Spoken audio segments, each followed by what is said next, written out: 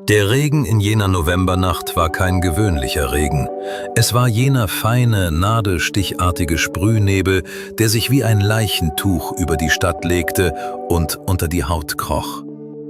Im Cockpit des Rettungswagens Florian 14-83 herrschte eine angespannte Stille, die nur vom rhythmischen Klacken des Scheibenwischers unterbrochen wurde. Thomas, ein Mann Mitte 50, dessen Gesicht von den unzähligen Nachtschichten gezeichnet war, hielt das Lenkrad fest umschlossen. Seine Gelenke schmerzten. Es war ein mörderischer Tag gewesen. Eine Serie von Herzinfarkten, 2 schwere Verkehrsunfälle auf der Autobahn und dazwischen die üblichen Einsätze wegen Alkoholvergiftungen oder kleinen Haushaltsunfällen. Die Rettungswache war unterbesetzt und die Einsätze kamen im Minutentakt herein. »Wie viele Stunden noch, Stefan?« fragte Thomas, ohne den Blick von der nassen Landstraße abzuwenden. Stefan, der jüngere Notfallsanitäter auf dem Beifahrersitz, rieb sich die Schläfen. Er war erst seit 3 Jahren dabei, doch heute fühlte er sich, als wäre er um 1 Jahrzehnt gealtert. »Noch knapp 3 Stunden bis zum Schichtwechsel, wenn uns die Leitstelle nicht noch eine Fernfahrt aufbrummt.« Sie kamen gerade von einem Einsatz im ländlichen Außenbezirk zurück. Der Wagen war leer, abgesehen von der medizinischen Ausrüstung und dem Geruch nach Desinfektionsmitteln und dem billigen Automatenkaffee, den sie vor Stunden getrunken hatten. Die Straße vor ihnen war schmal und von dichten Hecken und alten Eichen gesäumt. Es war eine jener Strecken, auf denen man nachts keinem Menschen begegnete. Plötzlich versteifte sich Thomas. Seine Pupillen verengten sich. In den Lichtkegeln der Scheinwerfer tauchte ein Schatten auf. Er war zu groß für einen Fuchs und zu unbeweglich für ein Reh. Thomas stieg sanft, aber bestimmt auf die Bremse. Das schwere Fahrzeug ruckelte, die medizinischen Geräte im hinteren Teil klapperten leise. »Was zur Hölle?« murmelte Stefan. Mitten auf der Fahrbahn, genau auf der Mittellinie, saß ein Hund. Es war ein großer, kräftiger Mischling, dessen Fell im Scheinwerferlicht golden schimmerte. Er saß dort mit einer unnatürlichen Ruhe, den Kopf erhoben, die Ohren gespitzt. Er wirkte nicht wie ein Tier, das sich verlaufen hatte, er wirkte wie ein Wächter. Thomas hupte, ein kurzes, scharfes Signal, das normalerweise jedes Tier in den Wald vertrieben hätte. Doch der Hund zuckte nicht einmal. Er starrte direkt in die Windschutzscheibe, als könne er die beiden Männer dahinter sehen und sie direkt ansprechen. »Vielleicht ist er tollwütig oder verletzt«, vermutete Thomas. Er hupte erneut, diesmal länger. Der Ton gellte durch die stille Nacht, doch die Reaktion des Hundes blieb aus. Er saß da wie eine Statue aus Stein. »Das habe ich in 15 Jahren noch nicht erlebt«, sagte Thomas kopfschüttelnd. »Wir haben es eilig. Wir müssen den Wagen für die nächste Schicht klar machen.« Stefan seufzte, zog sich seine gelbe Warnjacke über und öffnete die Tür. Die kalte, feuchte Luft schlug ihm entgegen. »Ich versuch's mal. Wahrscheinlich ist er nur verwirrt.« Stefan trat auf den Asphalt. Seine Stiefel erzeugten ein schmatzendes Geräusch im Matsch. Er näherte sich dem Hund vorsichtig, die Hände offen zeigend. »Hey, Großer, was machst du hier? Du bringst dich noch um.« Der Hund erhob sich langsam. Er knurrte nicht, er fletschte nicht die Zähne.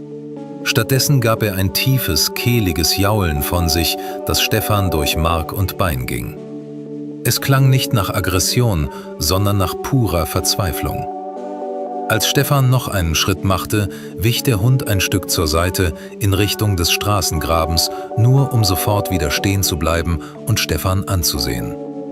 »Komm schon, geh weg da!« rief Stefan und machte eine verscheuchende Geste. Der Hund tat, als würde er gehen, doch kaum saß Stefan wieder im Wagen und Thomas wollte anfahren, sprang das Tier mit einem gewaltigen Satz zurück auf die Fahrbahn. Es war fast so, als wollte er den Wagen physisch aufhalten. »Thomas, da stimmt was nicht«, sagte Stefan ernst. »Der Hund will uns nicht ärgern. Er versucht uns etwas zu sagen.« »Stefan, wir sind Sanitäter, keine Tierflüsterer. entgegnete Thomas, doch auch in seiner Stimme schwang nun Neugier mit. Stefan stieg erneut aus. Diesmal folgte er dem Hund nicht mit dem Ziel, ihn zu verscheuchen. »Okay, Kleiner, zeig mir, was los ist.« Der Hund schien die Worte zu verstehen. Er lief ein paar Meter in Richtung eines dichten Gebüschs, blieb stehen, sah sich um, ob Stefan ihm folgte, und lief weiter. Er führte ihn weg von der Straße, einen schmalen, fast unsichtbaren Pfad hinunter, der in eine Senke führte. Stefan schaltete seine starke Taschenlampe ein. Der Lichtstrahl tanzte über nasses Laub, morsche Äste und dornige Brombeersträucher. Nach etwa 50 Metern blieb der Hund stehen. Er begann zu scharren und gab ein kurzes, helles Bellen von sich. »Thomas, bring den Notfallkoffer, schnell!« schrie Stefan plötzlich. Im Lichtkegel sah er ein paar Beine. Ein älterer Mann lag dort, halb verdeckt von Laub und Dreck. Er trug eine dunkle Jacke, die ihn im Schatten der Nacht fast unsichtbar gemacht hatte. Sein Gesicht war aschfahl, seine Lippen hatten einen bläulichen Schimmer. Die Routine übernahm sofort das Kommando. Thomas war innerhalb von Sekunden mit dem EKG und dem Beatmungsbeutel zur Stelle. Während sie den Mann untersuchten, saß der Hund in respektvollem Abstand daneben. Seine Augen ließen die Retter nicht aus dem Blick. »Schlaganfall«, diagnostizierte Dr. Neumann, die Notärztin, die im hinteren Teil des Wagens geruht hatte und nun ebenfalls herbeigeeilt war. »Pupillen differenzieren, rechte Seite ist gelähmt. Er muss hier schon seit Stunden liegen. Die Unterkühlung ist massiv.« Sie arbeiteten fieberhaft. Venenzugang, Infusionen, Intubation. Der Wald, der eben noch so friedlich gewirkt hatte, war nun Schauplatz eines Kampfes um Leben und Tod. Als sie den Mann, sie fanden später heraus, dass es ein Herr Weber war, auf die Trage gehoben hatten und zum Wagen zurückbrachten, geschah das Unglaubliche. Der Hund versuchte, mit in den Patientenraum zu springen. »Nein, Kleiner, das geht nicht«, sagte Thomas sanft und hielt ihn am Halsband fest. »Hier drin müssen wir steril arbeiten.« Der Hund sah ihn mit einem Blick an, der Thomas fast das Herz brach.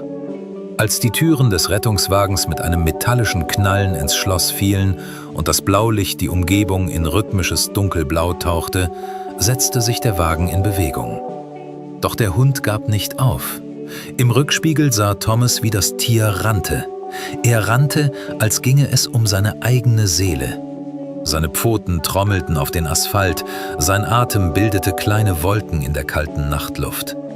Er hielt die Geschwindigkeit des Wagens auf der kurvigen Landstraße erstaunlich lange durch, bis sie die Hauptstraße erreichten und Thomas beschleunigen musste.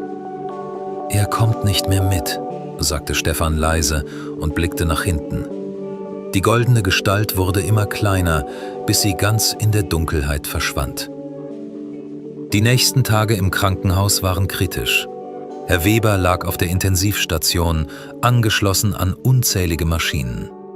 Er hatte einen schweren Schlaganfall erlitten, ausgelöst durch ein Blutgerinnsel.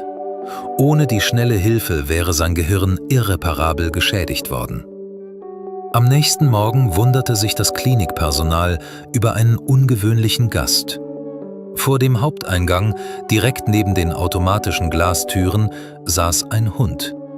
Er war schmutzig, sein Fell war verklebt von Kletten und Schlamm, aber er saß da mit einer unerschütterlichen Geduld. »Ist das nicht der Hund aus dem Polizeibericht?« fragte eine junge Krankenschwester namens Lena ihren Kollegen. »Ja, das muss er sein. Er ist den ganzen Weg vom Wald bis hierher gelaufen. Das sind über 8 Kilometer durch die Stadt«, antwortete er bewundernd. Die Nachricht von der Heldentat des Hundes verbreitete sich in Windeseile im gesamten Krankenhaus. Die Patienten in den oberen Stockwerken beobachteten ihn aus ihren Fenstern. Die Pförtner brachten ihm Wasser und Reste aus der Kantine. Er nahm das Futter dankbar an, aber er verließ seinen Posten nicht. Er wartete. Nach einer Woche wurde Herr Weber auf die Normalstation verlegt. Er war bei Bewusstsein, aber er war depressiv. Die Lähmung der rechten Körperhälfte machte ihm schwer zu schaffen und seine Fähigkeit zu sprechen war stark eingeschränkt. Er starrte stundenlang an die Decke und schien keinen Lebensmut mehr zu haben. Seine Frau, eine zierliche ältere Dame, besuchte ihn täglich. Sie erzählte ihm, dass ihr Hund, den sie Arkas nannten, vor der Tür wartete. »Er will nicht nach Hause, Friedrich«, sagte sie weinend an seinem Bett. »Unser Sohn hat versucht, ihn mit dem Auto abzuholen. Er hat ihn in den Wagen gezerrt. Arkas hat gejault wie ein Wolf. Kaum war er zu Hause, ist er über den Zaun gesprungen und wieder zum Krankenhaus gelaufen. Er frisst kaum noch was.« Ein Lichtblick trat in Friedrich Webers Augen, doch er erlosch schnell wieder. Er wollte zu Arkas, aber er konnte nicht aufstehen. Die Krankenschwestern und sogar einige der jungen Assistenzärzte begannen, Pläne zu schmieden. Sie wussten, dass Friedrichs Genesung stagnierte, weil ihnen die Hoffnung fehlte. Sie wandten sich an den Chefarzt der Neurologie, Dr. Vogel. Dr. Vogel war ein Mann der alten Schule. »Ein Hund im Krankenhaus? Ausgeschlossen. Denken Sie an die Hygienevorschriften, an die Allergiker, an das Risiko von Infektionen.« »Aber Herr Primarius«, wandte Lena ein, »der Patient stirbt uns unter den Händen weg, nicht an einem Virus, sondern an Einsamkeit. Arkas hat ihn das Leben gerettet. Er ist der Grund, warum Herr Weber überhaupt noch hier ist.« Der Widerstand des Chefarztes bröckelte, als er sah, wie die gesamte Belegschaft der Station 4b geschlossen hinter der Bitte stand. Sogar die Reinigungsleitung versprach, nach dem Besuch eine Sonderschicht einzulegen.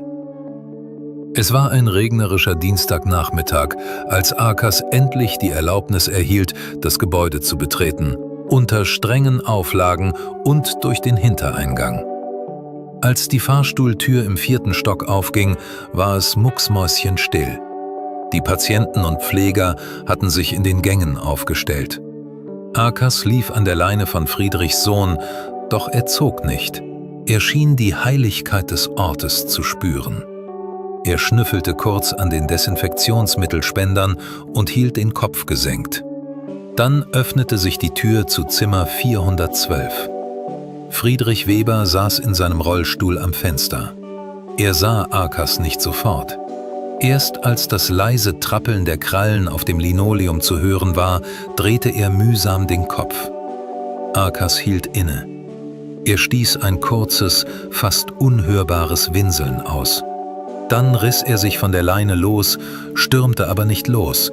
Er ging ganz langsam auf Friedrich zu, legte seinen Kopf auf dessen gesunde linke Seite und schloss die Augen. Friedrichs Hand zitterte, als er sie in das dichte Fell legte.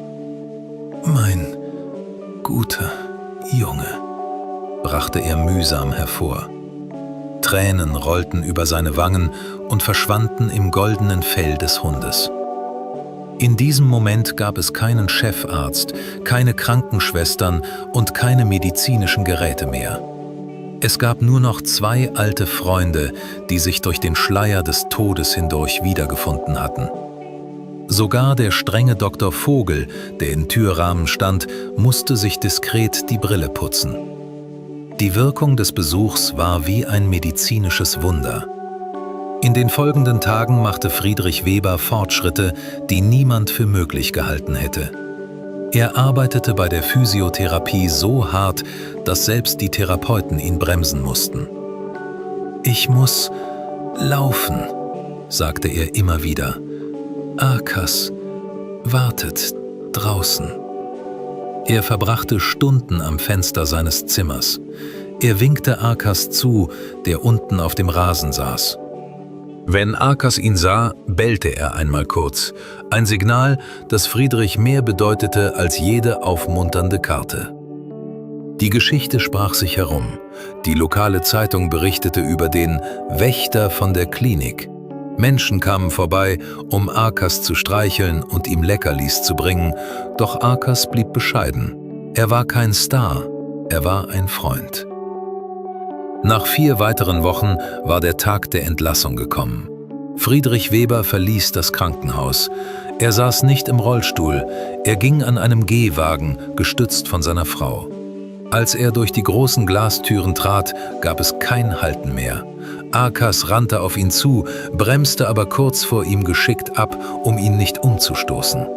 Er umkreiste Friedrich, wedelte so heftig mit dem Schwanz, dass sein ganzer Körper bebte und leckte ihm immer wieder die Hände. Monate später saßen Thomas und Stefan wieder in ihrem Rettungswagen. Es war wieder ein grauer Tag, doch diesmal fühlte sich die Luft nicht so bleiern an. »Hast du von Herrn Weber gehört?« fragte Stefan. »Ja«, antwortete Thomas und lächelte. »Ich habe ihn neulich im Park gesehen. Er geht wieder am Stock. Und weißt du, wer bei ihm war?« »Arkas natürlich.« »Genau. Er weicht ihm keine Sekunde von der Seite. Er passt auf jede Stufe auf jeden Bordstein.« Thomas sah auf die Straße vor ihnen. Manchmal fragt man sich, wer hier eigentlich wen rettet. Die Geschichte von Arkas und Friedrich Weber wurde zu einem Symbol für Hoffnung in der Rettungswache 14. Immer wenn die Schichten zu lang wurden, die Schicksale zu schwer wogen und die Menschlichkeit unter dem Druck der Bürokratie zu ersticken drohte, erzählten sie sich die Geschichte vom Hund, der einen Rettungswagen stoppte. Es war die Erinnerung daran, dass das Leben aus mehr besteht als aus Diagnosen und Statistiken. Es besteht aus Bindungen, die so stark sind, dass sie selbst den Tod für einen Moment innehalten lassen.